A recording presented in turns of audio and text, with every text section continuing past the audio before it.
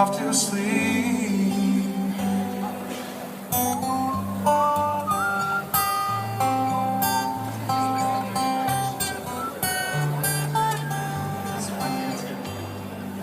Gran used to say you were smart, how you love to sing, how you love to do art.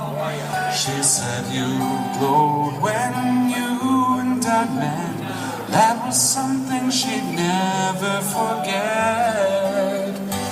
How I wish I could have known you.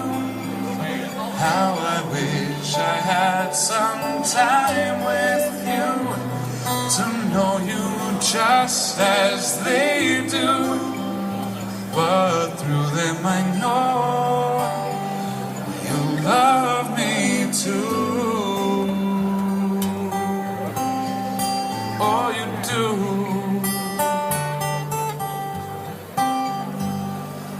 Now before I go to bed, before my pillow I rest my head, I pray that you will watch over me as slowly I drift off to sleep.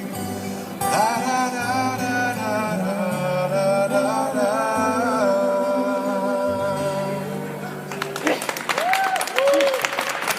That's the song that I was in my streams with.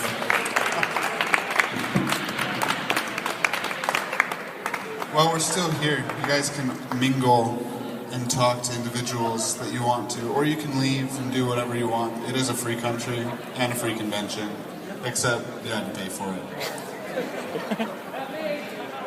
Well, you didn't have to pay for it either. Boy, there's insane troll logic at its finest. Indeed. Wow. Got some damn good stuff. So anyway, at this point now, there really isn't too much going on that we're going to be covering here. Most of the panels are starting to wind down. We're going to see about getting maybe some interviews with the vendors in the vendor hall. But aside from that, you guys won't be hearing back from us until after the closing ceremonies. All right? Alrighty. So, goodbye. Bye. Okay, starting. Okay. First names for the record? Oh, do you want real names or fan names? You can go fan names, that's fine. You want to start? Oh, sure. I'm Rainbow Dashy. That's Rainbow with a 0, not an O. Okay. And my name's Stephen Winter. I'm kind of like I do a little bit of everything. Okay. I run something called Winter Arts. It's a little merchandise booth. We weren't here this time, but we will be in other locations. Okay. And next year. My name's Reinhardt, actual name. I was there before Overwatch, dang it. yeah. I also go by After Dark on a lot of forums, fan fiction. Okay. Okay. So, how long have you guys been coming to the pony conventions? I've been coming since like 2012, I think. Very nice. Okay. My first one was in Midwestria back in Illinois. Okay. And For me, I think my first pony convention was in 2014. I went to a little convention called Kusuman PonyCon. Just a local little convention. Kind of spring-loaded from there, and now I'm doing 13 next year. and I was at Canterlot Gardens 2012, fell out of the convention scene for a while, and getting back into it. yeah, okay. Alrighty. So, what do you think of the convention this year here at Ciderfest? Or I guess a better question is, have you guys been to the Milwaukee Ciderfest before? Yeah, this is my third time because I'm a vendor, so I've vended all 3 times. Oh, nice. Okay. It's pretty cool, just standing behind a table for 8 hours, seeing all these people come by. I Yeah. saw 3 people in a crackle costume, that was cool. I saw that one too, yeah. For me, this is my first year at Ciderfest per se, but I'm usually a vendor, but this time I just came in as an attendee, and I have to say it was probably one of the most amazing experiences I've had at a convention in a long time. It was just, the people here are super friendly, amazing, and not a bad one. This is my first Ciderfest. I've been to BronyCon. BronyCon is an amazing con. All the cons I've been to are amazing so far. This one, though, it feels like even though it's smaller, it's got a bit more of a Intimate. Yeah, environment. Got the spirit too. Yeah, a lot of spirit, a lot of friendly people. It's just been great hanging around for 3 days. So I'm not sure how good of a question this is going to be for you being a vendor, but what was the highlights of your weekend here at Ciderfest? Probably getting my vendor booth. You have a great story about that. Oh yeah, I got a story about that. Do you want me to say? Yeah, if you want to. Hey, go ahead. Well, I got waitlisted in June, and so I didn't really come here expecting to vend. But like last Monday, I get an email saying, "Hey, we got a wait list. Come off the wait list." But I was watching Netflix, so I missed the email by like a half hour. And I was super bummed about it because I got on the secondary wait list, which is like an on-call kind of thing. Yeah. So I'm like, I'm not going to get in. I'm just going to go enjoy the convention. It's kind of depressing because I haven't been vending for like a year and a half now. So I'm driving up and I miss an email again by like 20 minutes because I'm driving. It's like, hey, we got another open spot. Oh, no. And I get this right as I'm pulling into the parking garage. I look at my phone. It's like, I was driving. Oh my god! Giving their principal So I email back saying, yeah, I can take the booth. I can drive back down to Illinois, get all my stuff, but I need a response right away. Yeah. Hour goes by, no response. So I actually had to track down the department head for the vendor hall. He's like, yeah, you got it. It's like, well, then I guess I'll be back in 6 hours. I'm going to go back down to Illinois. This is actually a friend of mine right here. His name's Tenart. He's awesome. Hi. Oh, hey, he's my friend too. He was my neighbor in the vendor hall. We're part of, with the Blake and Sal show. It's a podcast. And would you like to be in it? Sure. Sure. Okay. Now introduce yourself. Introduce yourself. Okay, well, I'm We're live right now. We're recording. What? Oh, what? We're live right now? No, we're recording. We're recording. Mom, I'm on TV. Together. God. Okay, is this like one of those audio-only podcasts? Yes. Yeah. Yes, it is. Okay. So no TV, so Yeah. I'm sorry. Okay. They'll just have to imagine you from the sultry sound of your voice. Definitely. All right. I'm going to finish off with the two of you, then we'll go swing around back to you then. Okay. Okay? So, highlight of your weekend here at Ciderfest. The highlights, I'd have to say the cider. That was... It was cider. pretty good. Yeah, that was pretty good. I mean, what's Ciderfest Without without cider? Wait, one thing though I want to comment: cherry cider.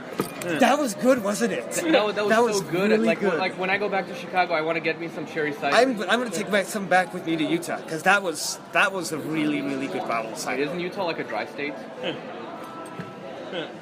I don't know, honestly. I have no idea. Kind of. Don't worry about it. Smuggling some in from the border. Yeah. It's going to be like Midnight Express. I think it's Reinhardt. I go to cons to meet people, hang out with folks, dance around like an idiot at the rave, and go see awesome panels and buy stuff. And it's really hard to say that where there's a highlight in there. It's just all good. Oh, good. Definitely. Definitely. So, So- to recap you, to catch you back up on everything, is this your first Ciderfest? Or have No, you, it's my third. Your third. And Third. have you ever been to other pony conventions? Or is this, Yeah. Yeah. Which ones have you been to so far?